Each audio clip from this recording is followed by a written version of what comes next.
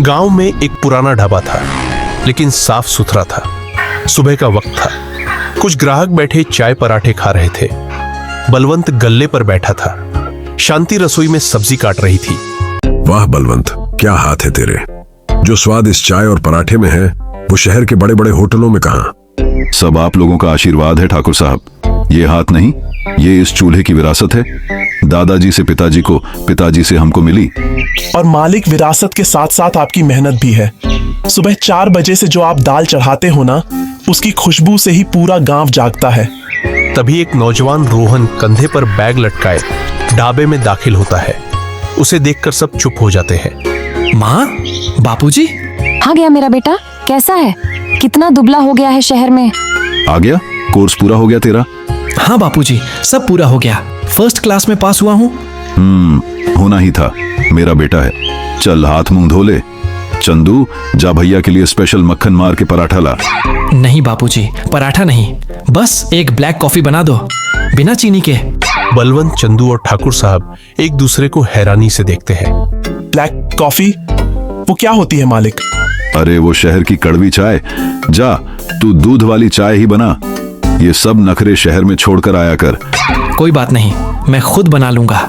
Rohan kitchen की तरफ बढ़ता है। बलवंत उसे घूरता रहता है। ढाबा बंद हो चुका था।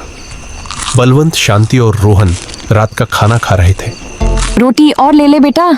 नहीं माँ, पेट भर गया। 2 रोटी में पेट भर गया? शहर जाकर तेरी खुराक भी चिड़िया जैसी हो गई है। ढाबा कैसे संभालेगा तू? बापूजी, मुझे आपसे इसी बारे में बात करनी थी। हाँ हाँ बोल। कल से ही गल्ले पर बैठ, सीख ले सब। अब ये सब तेरा ही है। भोला ढाबा को अब तू रोहन ढाबा बना दे। बापूजी, मैं ये ढाबा नहीं संभालना चाहता। सन्नाटा छा जाता है। बलवंत के हाथ से रोटी का टुकड़ा गिर जाता है। ये क्या कह रहा है रोहन? माँ, मैंने होटल मैनेजमेंट की पढ़ाई ये ढाबा चलाने के लिए नहीं की। यहाँ क्या है? वही दाल रोटी, वही पुराने टेबल। दुनिया बहुत आगे निकल गई है। तो क्या करेगा तू? शहर में जाकर किसी साहब की जी हुजूरी करेगा? हैं? प्लेटें उठाएगा? नहीं, मैं शहर में अपना खुद का कैफे खोलूंगा। मैंने बैंक से लोन की बात भी कर ली है। मॉडर्न कैफे, जहाँ pasta, burger, sandwich. Pasta, burger? हमारे खानदान ने 3 पीढ़ियों से लोगों का पेट भरा है। और तू ये फिरंगी खाना बेचेगा? हाँ बापूजी, उसे फिरंगी खाना नहीं, कॉन्टिनेंटल फूड कहते हैं। उसमें ज्यादा मार्जिन है। यह ढाबा ये बस गुजारा कर रहा है। इसमें कोई ग्रोथ नहीं है। ग्रोथ, मार्जिन, ये सब सीखा है तूने? विरासत का मतलब नहीं सीखा? जिस ढाबे ने तुझे पढ़ा लिखा कर इतना बड़ा किया, आज तुझे उसी में ग्रोथ नहीं दिखती। मैं आपको नहीं समझा सकता बापूजी। आप बस अपनी दाल रोटी से आगे सोचना ही नहीं चाहते। ठीक है, मत सोच, पर एक बात कान खोलकर सुन ले। अगर तूने शहर में वो अपनी दुकान खोली तो इस ढाबे के दरवाजे तेरे लिए हमेशा के लिए बंद। बलवंत गुस्से में बाहर चला जाता है। रोहन चुपचाप बैठा रहता है और शांति रोती रहती है।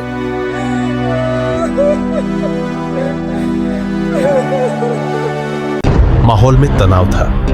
बलवंत चुपचाप गल्ले पर बैठा था। रोहन एक कोने में लैपटॉप खोले बैठा था और चंदू ग्राहकों को संभाल रहा था। भैया, मालिक से बात कर लो। कल रात से खाना नहीं खाया उन्होंने। क्या बात करूं चंदू? अरे वो मेरी बात समझना ही नहीं चाहते। तभी एक टूरिस्ट बस ढाबे के बाहर रुकती है। उसमें से 5-6 कॉलेज के छात्र छात्राएं अंदर आते हैं। ढाबा भर जाता है। अंकल, यहाँ पिज्जा मिलेगा? यहाँ दाल रोटी मिलती है। खाना है तो बैठो, वरना आगे बढ़ो। यार कितना रोड है, चलो यार कहीं और चलते हैं। आधे लोग उठकर जाने लगते हैं। रोहन ये देख रहा था। वो फौरन उठता है। रुकिए, प्लीज बैठिए। पिज्जा तो नहीं, पर हमारे पास कुछ ऐसा है जो आपको पिज्जा से भी अच्छा लगेगा। सब रुक जाते हैं। बलवंत हैरानी से रोहन को देखता है। चंदू, सबको पानी दो। माँ, जल्दी से आटा और मैदा निकालो। अरे ये क्या कर रहा है तू? बाबूजी, बस 15 मिनट, आज आप बस देखो। रोहन तेजी से काम करने लगता है। वो पराठे का आटा लेता है, उसमें सब्जियां, पनीर और कुछ मसाले मिलाता है। वो तवे पर तेल की जगह मक्खन का इस्तेमाल करता है। चंदू, हरी चटनी और दही ले आ। प्लेटें साफ कर। 10 मिनट बाद रोहन प्लेटों में पराठे को पिज्जा की तरह तिकोना काटकर ऊपर से पनीर घिसकर और मक्खन डालकर लाता है। यह है देसी पिज्जा, ट्राई कीजिए। ओह माय गॉड, ये तो कमाल है। सारे स्टूडेंट्स टूट पड़ते हैं। ये तो किसी पिज्जा से लाख गुना बेहतर है। भैया 4 और लाना। बलवंत दूर खड़ा ये सब देख रहा था। उसकी आंखों में गुस्सा नहीं, हैरानी थी। आधे घंटे में सारे स्टूडेंट्स खा पीकर रोहन की तारीफ करते हुए पैसे देते हैं और चले जाते हैं। गल्ले पर नोटों का ढेर लग जाता है। मालिक, आज तो 1 घंटे में पूरे दिन की कमाई हो गई। रोहन भैया मान गए आपको।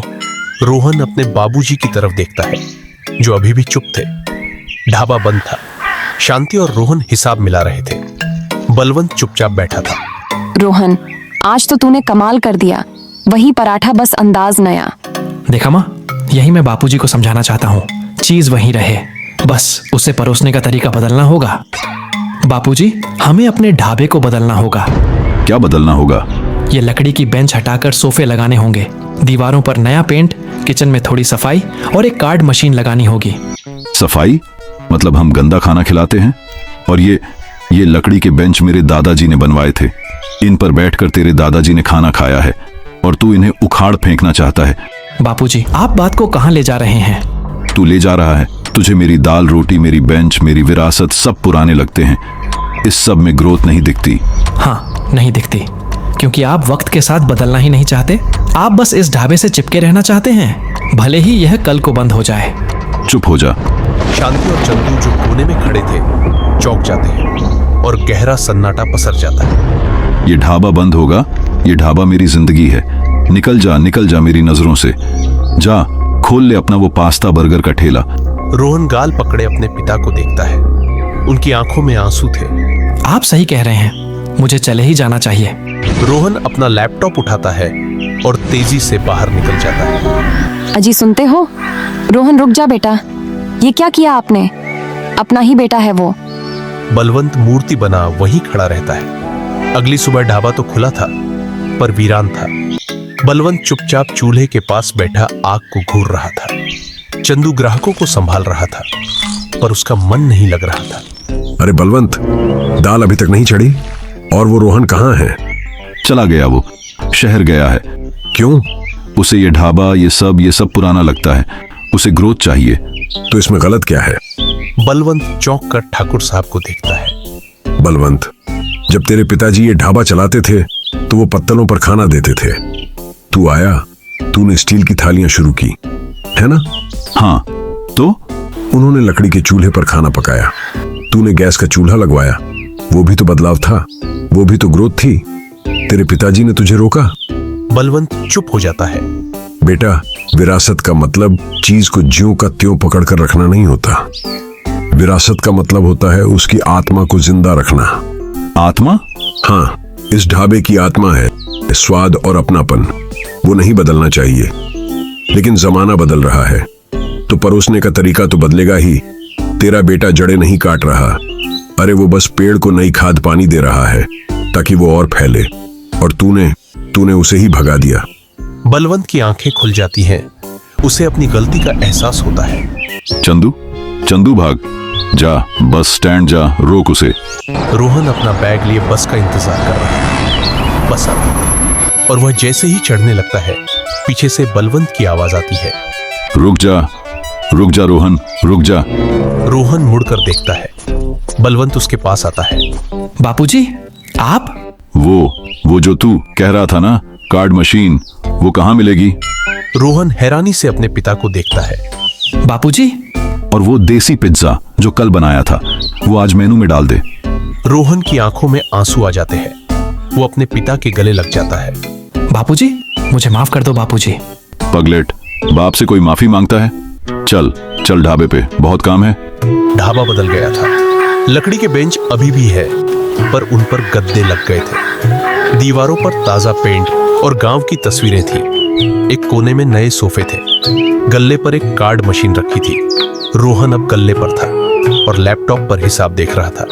बलवंत किचन में था, लेकिन अब उसने साफ एप्रिन पहना था।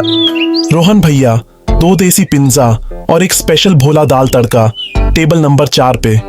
जी चंदू काका। बापूजी, ऑर्डर। आ रहा है। ठाकुर साहब बैठे थे। रोहन उनके पास आता है। और कुछ लेंगे ठाकुर साहब? कैपेचिनो ट्राई करेंगे। अरे नहीं बेटा, हम तो अपनी वही बलवंत के हाथ की अदरक वाली चाय पियेंगे। तभी बलवंत एक ट्रे लेकर आता है। उसमें चाय रखी थी और एक कप में कैपुचिनो थी जिस पर क्रीम से स्माइली बनी थी। ये ले तेरी वो शहर वाली कड़वी चाय, पी के देख, तेरे बापू ने बनाई है। रोहन मुस्कुराता है और कप उठा लेता है। बलवंत और ठाकुर साहब चाय पीते हैं और इस तरह गांव का ढाबा और उसकी विरासत बरकरार रहती है।